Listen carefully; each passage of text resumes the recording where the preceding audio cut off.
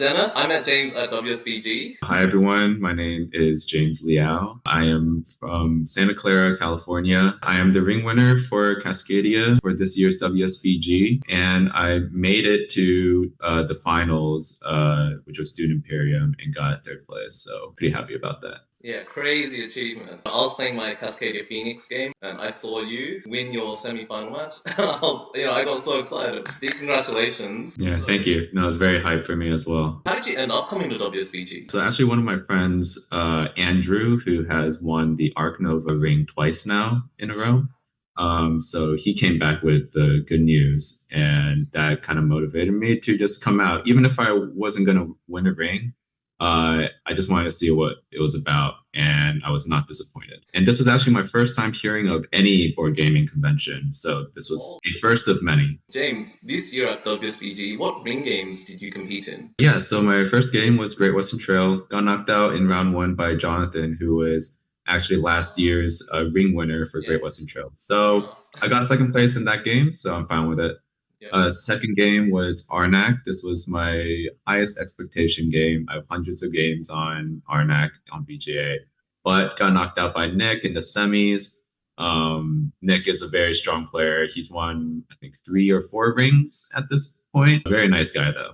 Next game was Dune Imperium. So I did join the Dune Imperium ring. Got knocked out by JC in round 2. He's a very good player as well. Very nice guy. We got to chat afterwards. After I got knocked out in Arnak and Dune, I thought it was over. I just went into my Cascadia game thinking I'll just get knocked out round 1 and play some open gaming. But little did I know I would be winning Cascadia the whole thing. You seemed pretty confident about Arnak. You had played hundreds of games, like you said. You ended up losing to Nick. How did it feel when you lost that game? I was feeling a little disappointed, but I thought I could rest easy knowing that I could go hang out and do open play for the rest of the tournament. But I was wrong. People have been talking about Nick's luck during the Arnak ring, where he got second seat every time, which was the best, as well as that gold prospector assistant that gives 2 coins.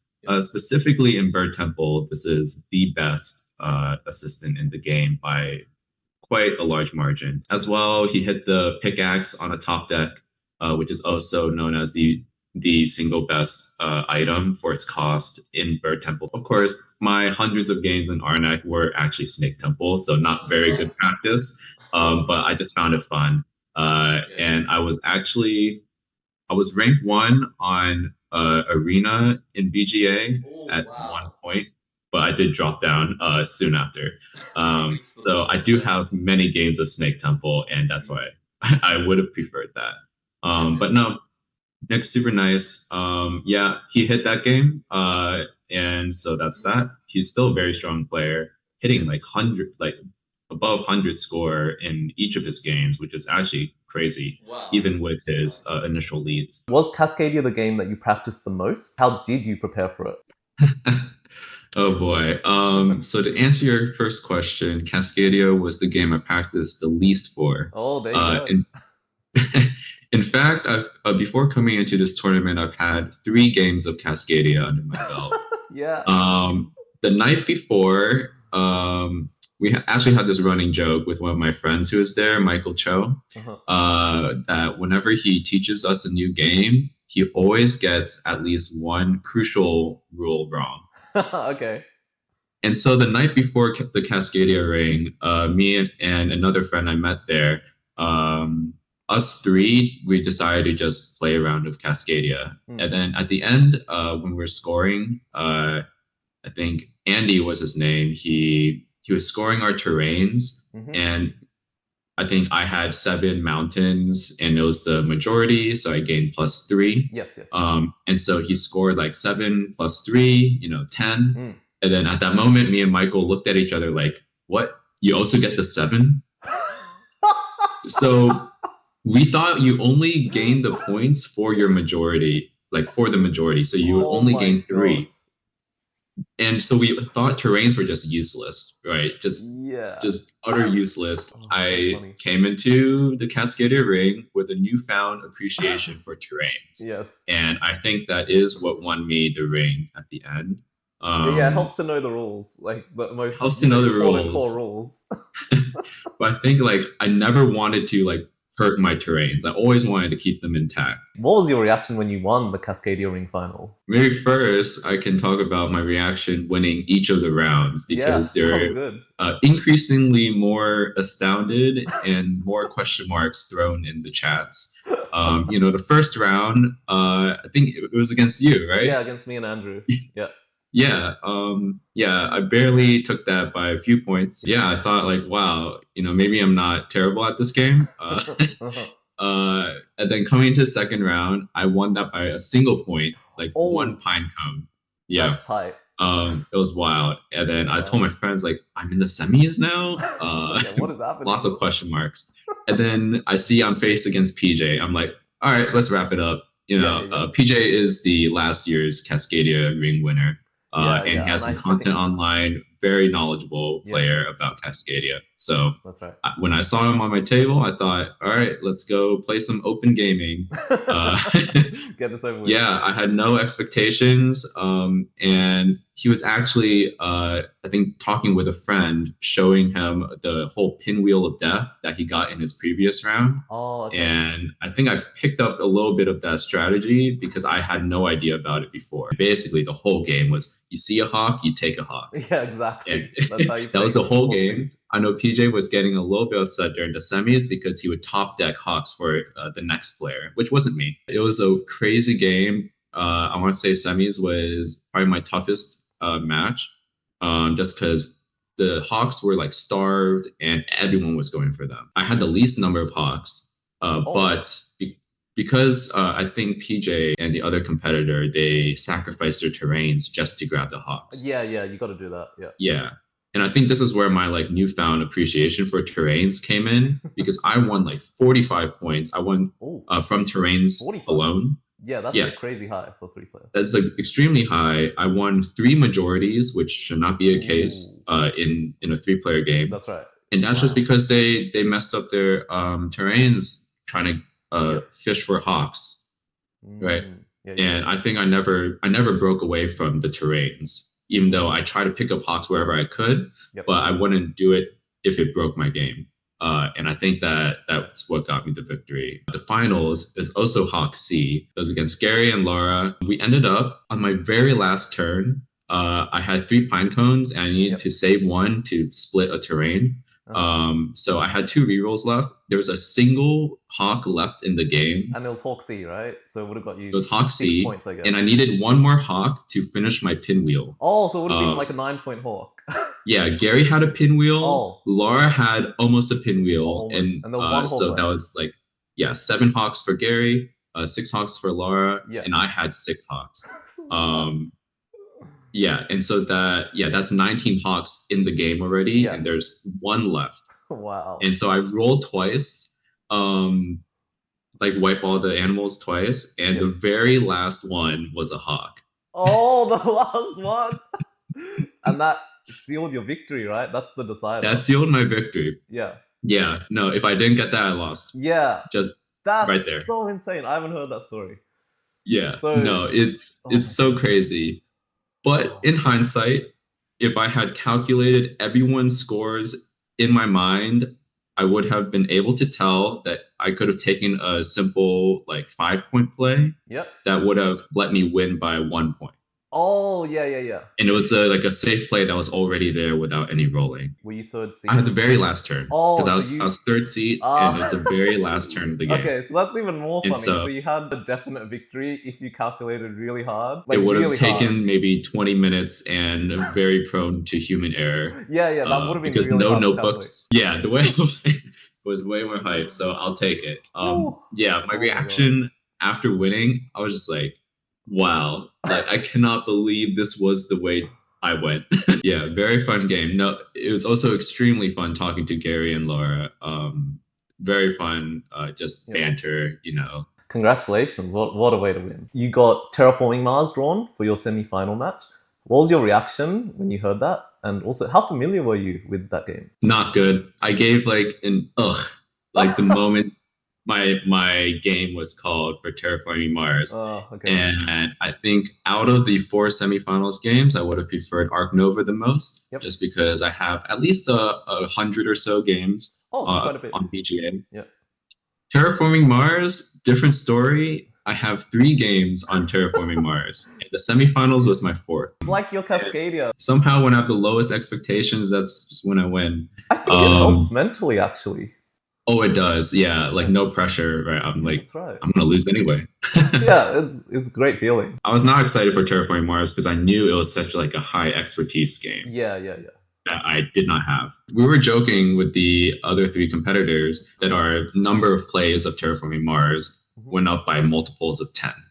So Yeah. I'm down at 3. Yeah. I think Damon was at 30. Oh. Nick, he was at 300 games. And I think Quite Dalton had like 3,000 games of Terraforming Mars. Oh, 3,000. I just thought, wow, I'm boned. All right, let's wrap it up. Yeah, I need some pretty sleep long. anyway, and I'll explain why in a moment.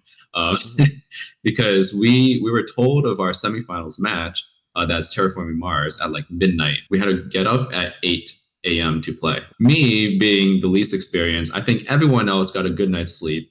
I had to stay up until 4 a.m. just staring at cards. Trying to take it in. Got to give a shout out to PJ again because, and he stayed up with me and he knows Terraforming Mars a lot, very well. And so he took out all the cards of Terraforming Mars and told me which one's good, which one not to pass to Nick. Actually, don't pass anything to Nick. Ignore the rules. Don't give him any cards. Yeah, just like Jovians, science tags, all these different and I'm just trying to absorb as much as I could with whatever energy I had left. But no, all the guys who helped me just late at night, super nice. That was how I prepared for Terraforming Mars. And I was not happy about it. I was very tired waking up, but I had to go play, and that was that. There's so much luck involved in what game you get. But you prepared as well as you could. Would you change anything in how you prepared? Not at all. I think I needed all of that knowledge transfer. I think I needed every ounce of it to win. I mean, the game came down to 2 points. All the different tidbits of which cards should not be passed, which cards synergize well with others. I think once I got my combo going, I just had to hate draft the rest.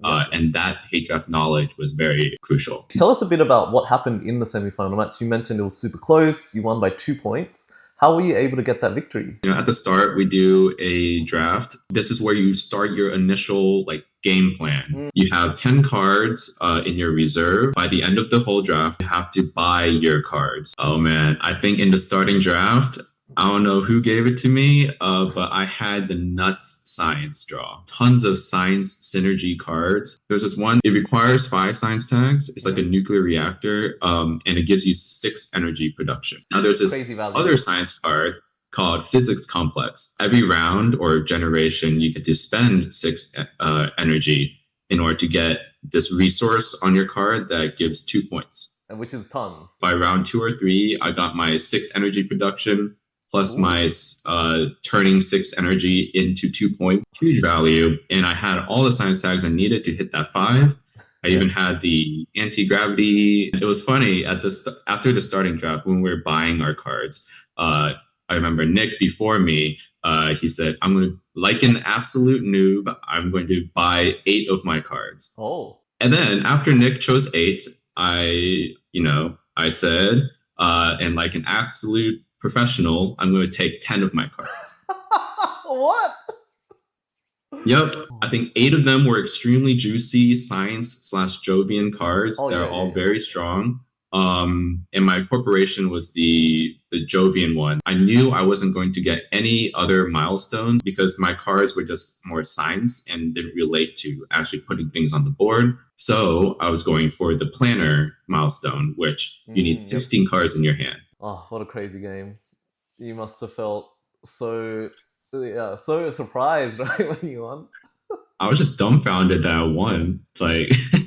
Let's talk about the big finale, the $25,000 game, Dune Imperium Grand Final. What was your reaction when that was announced? And, how familiar were you with it? Yeah, so, well, you guys know I'm I joined the Dune Imperium ring, so I actually have some familiarity with it. Yep. My reaction, I was extremely relieved because Okay. I had one veto, and there were two games out of the remaining games that I had never touched before. Right. And I felt like if those games were picked, it would be bad for production in general because I would have to learn the rules. I've never touched these games in my life. Didn't even And know the those two rules. games are Ticket to Ride Yep. and Acquire.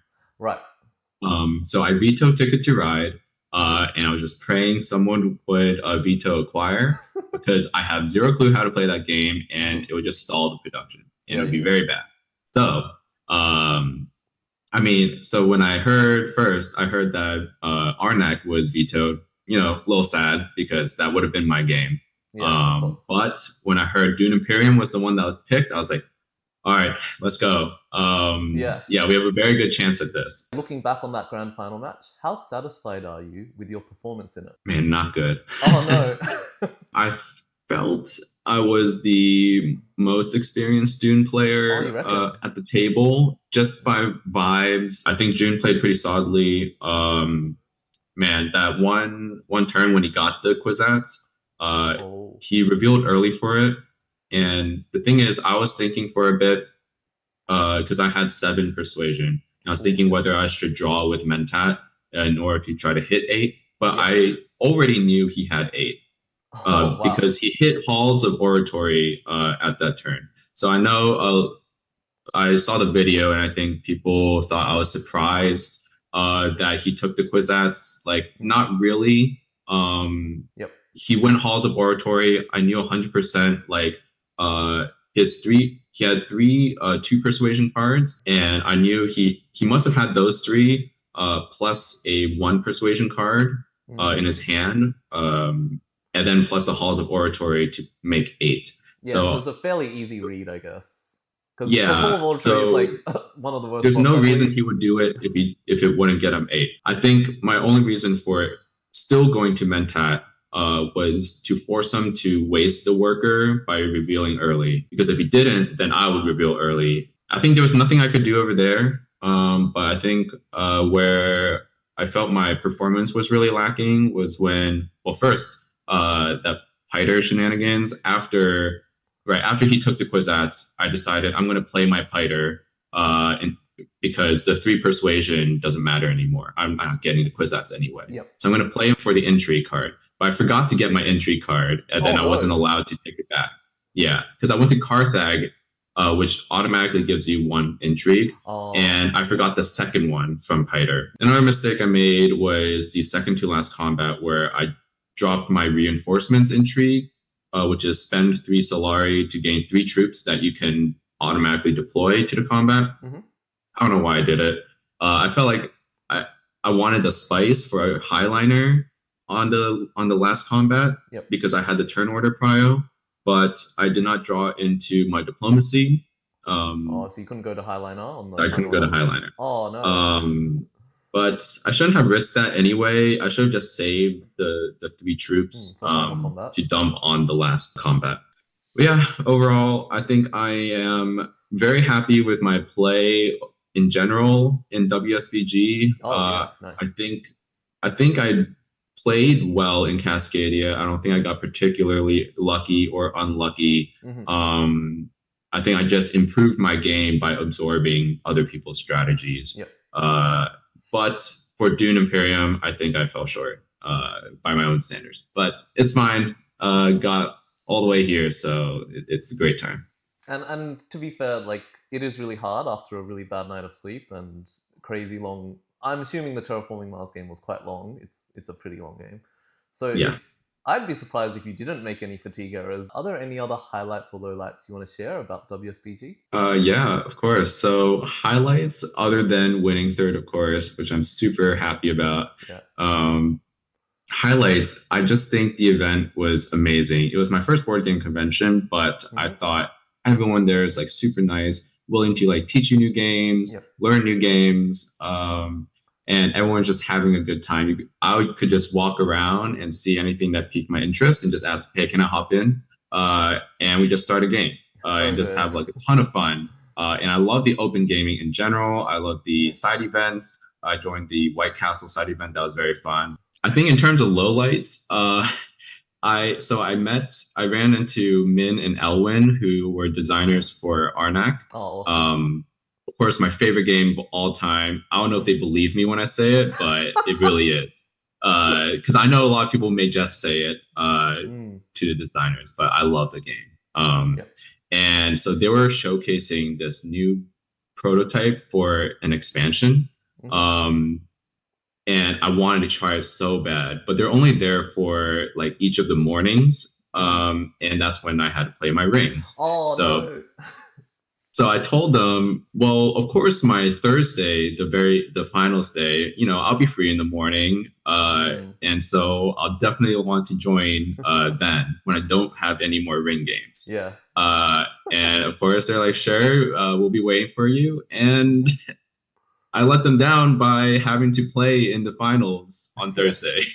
So I never got to play the prototype that they had. And that, man, it's funny, but I am really excited for that expansion to try it out. Yeah, it's so interesting because that prototype they had, part of the reason was they were playtesting, right? Yeah. Yeah, so you missed out on the opportunity to give your feedback, share your thoughts. But exactly, I missed that. Normally in everyday life, do you get to play board games much? So before WSBG, my friend Michael, who I mentioned with the Cascadia shenanigans, he bought like all of the WSBG games for this year and basically tried to teach me and a couple friends, half for fun and half for prep. That's pretty dedicated. This Michael guy's a legend. Yeah, no, he's great. But normally we would play just whatever we feel. I like Arnak Expedition Leaders a ton. But there's also games like maybe Terra Mystica and Spirit Island. What are you looking forward to next year at WSBG? I've already checked next year's schedule, and I know that each of my favorite games are separated into different days. So that's lucky. Very fortunate for me. Very fortunate. Yeah, lucky, really. There's like White Castle that I want to play. Arnak is on a separate day. Cascadia, I guess I enjoy the game now, and I gotta defend my title. You do have to I'm sure there's an expectation for me somewhere. But I know Cascadia does overlap with Dune Uprising, which would also be very interesting to join. But I'll just do Cascadia. Someone can take me down. And the last one, Great Western Trail, just like this year. With the tournament specifically, I think White Castle is what I'm very excited about. Super fun game. And it'll be fun to see if any meta sort of arises because it's quite new. Well, James, thank you so much for sharing your awesome stories, your highlights, and just really what happened in all your games. I'm sure everyone's looking forward to seeing you again next year. And again, congratulations on your awesome victory in Cascadia and coming third overall. Yeah, thanks, Dennis, so much for having me on here. I guess thanks for letting me win on that first round of Cascadia. None of this could have happened without you. I wanted to win so badly. You have no idea. I know. But I was really happy that not only were you the victor in our game and you were so kind and humble about it, but that you went on to make it all the way to the finals. I was rooting for you all the way, like, oh yes, keep going, James. But very glad that my defeat could give you that experience. Thank you. Yeah, thanks, Dennis. WSBG was a blast. Looking forward to it next year, and definitely want to see more folks come out. So yeah, I'll see you there.